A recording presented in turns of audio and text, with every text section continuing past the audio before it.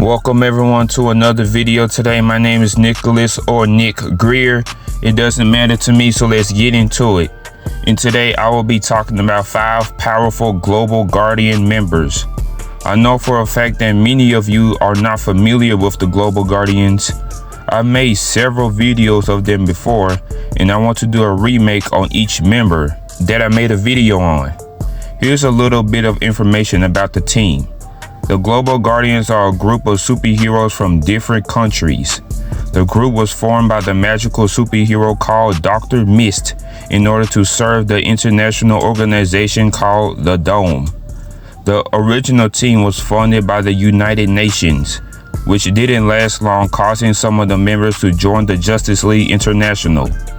Some of the members would be brainwashed by the supervillain known as Queen Bee, and she will brainwash them again to take control of them. The team will fall into the hands of Suman Harjavi, I'm not sure if I'm pronouncing his last name correctly, who wanted to take control of the team after he overthrown Queen Bee. Now, unfortunately, I don't have enough time to explain everything, so I'm just going to end it off right there. Starting off at number 5, we have the Tasmanian Devil. Not to be confused with the Looney Tunes character, the Tasmanian Devil is the werewolf of the team. He has typical superhuman abilities, razor-sharp claws and teeth, and he can grow large in size. He is close friends with Tatara, who's a Global Guardian member. As a Global Guardian member, he has saved individuals from Suman.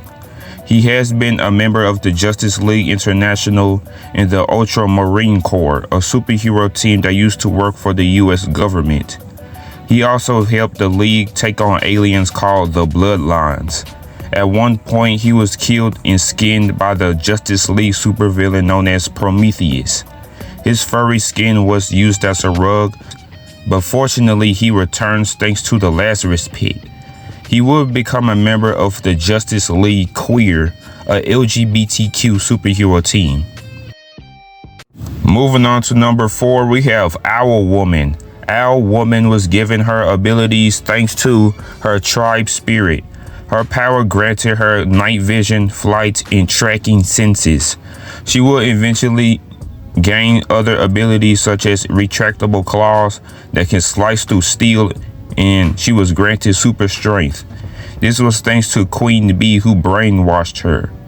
Winona Littlebird wanted to represent her tribe by becoming Owl Woman and will be recruited to join the Global Guardians. She and her teammates will be brainwashed by Queen Bee after the Guardians lost their fundings.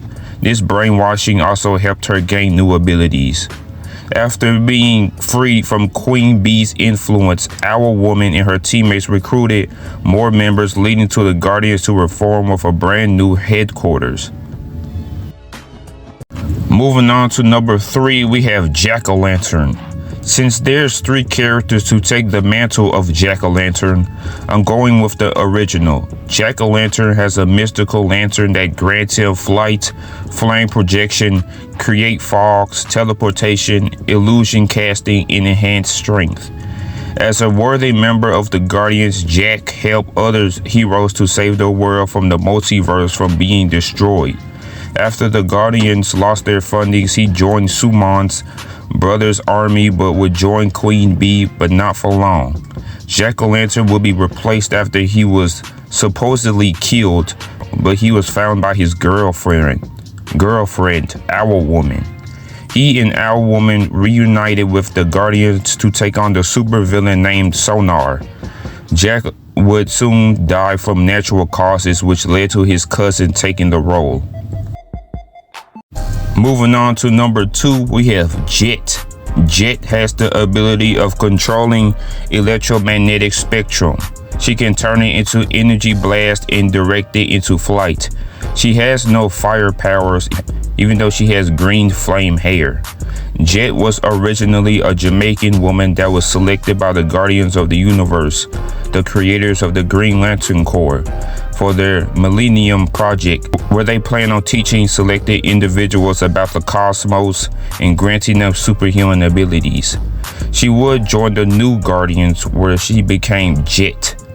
She would end up contracting HIV, which turned into AIDS, while battling the Hemogoblin, a vampire used to eliminate non-white individuals in South America. In the 1 year storyline, she becomes the leader of the Global Guardians. Finally, at number 1, we have Godiva. Godiva is basically Medusa of the DC universe, meaning that she has the ability to control her hair, which is the same power Medusa has in the Marvel universe. As a heroic honorary member of the Guardians, she was one of the members to be brainwashed by Queen Bee. With Suman destroyed Queen Bee's brainwashing facility, the Guardians regained control. After the team departure, a supervillain named Fane Yona, I'm not sure if I'm pronouncing the name correctly, attacks Godiva and her boyfriend Olympian.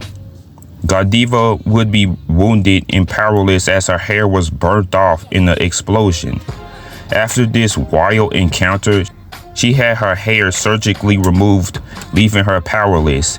In the New 52, she's a member of the Justice League International, and her powers were restored. She does have a flirtatious conversation with Booster Gold.